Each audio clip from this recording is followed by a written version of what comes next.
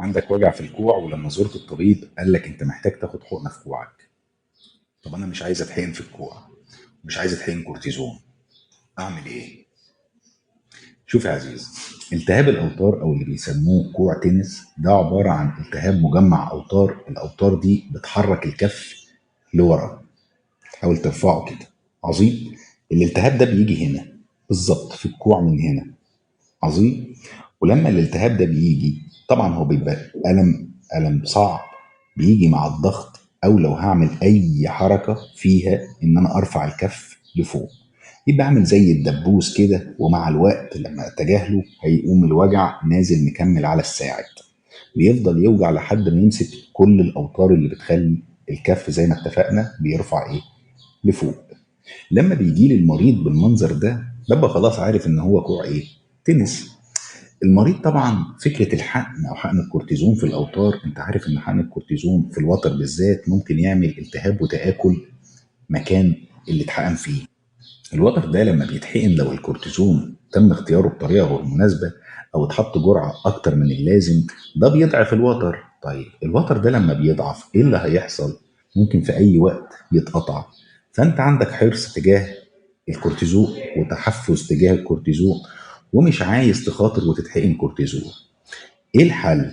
الاول تكتشف ازاي مثلا ان الوجع اللي عندك ده فعلا التهاب اوتار. شوف يا عزيز، زي ما اتفقنا، الكف اهو، هتحاول ترجع الكف لورا وبايديك التانية تقاومه، ولما تحاول تعمل كده تلاقي الوجع بيسمع فين؟ فوق. يبقى تاني، الساعد اهو مفرود. عظيم. هتحاول ترجع الكف لورا وتحاول تقاوم الحركة بتاعت رجوع الكف كده بالمنظر ده، هتلاقي الوجع سمع هنا. تمام.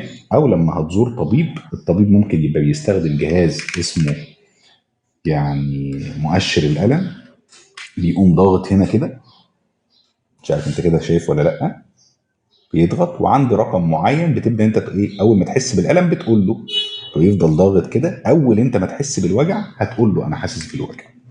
عظيم. طيب خلاص احنا كده اتفقنا ان انت عندك كوع تنس وملتهب. ايه الحلول بتاعته؟ اول حاجه بتلمس دعامه اسمها دعامه كوع تنس. طبعا انت مسكنات وبواسط عضلات واي حاجه من الحاجات دي او دهانات والله ما هتجيب نتيجه. لا مسكن هينفع، هيسكن الالم، واول ما هتوقف المسكن هتلاقي الوجع رجع تاني. هتاخد بسط عضلات، اصلا الوتر ده مش هيروح لبسط العضلات لان الوتر ده بيبقى الغذاء بتاعه ضعيف جدا، لان هو مكان ارتباط ما بين عضله وعظم. العضله هيوصل لها بسط العضلات، العظام هيوصل له بسط العضلات، ولكن الوتر نفسه اللي هو اساس المشكله مش هيوصل له بسط العضلات. عظيم. فخلينا نقول ايه انواع علاجه، او انا بقول للمريض انت محتاج علاج ازاي. اول حاجه محتاج تلبس دعامه اسمها دعامه كوع تنس.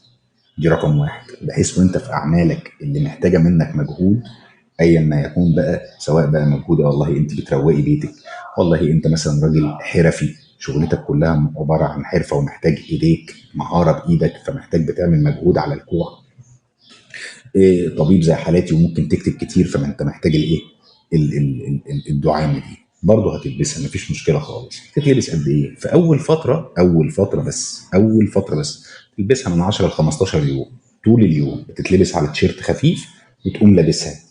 بتتلبس زي الاسوره كده، تلف حوالين الايه الساعد. طبعا وانت بتربطها بلاش تخنقها للاخر، بلاش تخنقها للاخر. طب هعرف منين اذا كنت انا خنقتها بطريقه للاخر؟ يعني هتلاقي ايديك دي والربط. فانت بلاش تربطها لايه للاخر، يعني بحيث تبقى هي سانده الوتر ده. طبعا لما انت بتربط الدعامه دي، الدعامه دي بتخلي حركه العضلات اللي هنا دي كلها اللي بتحرك الكف منشأها الدعامه، مش منشأها الوتر اللي فيه الالتهاب. فيبقى انت بتحرك الكف وبتعمل مهاراتك او بتعملي شغل بيتك عادي مفيش مشكله، والدعامه دي موجوده هنا والمنطقه دي متحرره ما عليهاش اي ضغط ولا عليها شغل. يبقى انت بتقضي الواجبات اليوميه بتاعتك وفي نفس الوقت ما انتش محمل على الوتر اللي فيه المشكله. ماشي ماشي. طب والله يا دكتور انا لبستها بس برضه ما اثرتش قد كده، يعني انا مثلا لبستها ونزلت الوجع 50%. في حاجه تانية اسمها الموجات التصادميه، جهاز اسمه الموجات التصادميه انت ممكن تعمله عند اخصائي العلاج الطبيعي.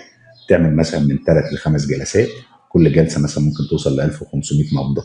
اهم حاجه وانت بتعمل الجهاز ده بلاش تاخد مسكنات، لان لو خدت مسكن وطبعا الجهاز بيتسبب في شويه الم، بس الم مؤقت مرتبط بالجلسه وفي خلال اول يوم او اتنين من الجلسه. بعد كده الالم بيبدا يقل. 3 جلسات ل5 جلسات بتعمل الجلسه الواحده في الاسبوع، تعمل 3 جلسات يعني على مدار 3 اسابيع او 5 اسابيع، كل جلسه والتانيه اسبوع. بلاش تاخد مسكن في فتره الجلسات. تمام تمام. في انواع اجهزه تانية ممكن تتعمل عليها، ولكن الاكثر كفاءه هو جهاز الموجات التصادميه. وتلبس الدعامه زي ما اتفقنا، هتبدا بالدعامه. الدعامه جابت النتيجه بتاعتها عظيم فعلا خلال 10 15 يوم. اكتر من كده ما تلبسهاش الا بطريقه مؤقته. ال 10 15 يوم دول انت بتلبسها طول اليوم، ما عدا وقت النوم بتفكها وتشيلها، وتاني يوم تلبسها، تقلعها بس وقت النوم.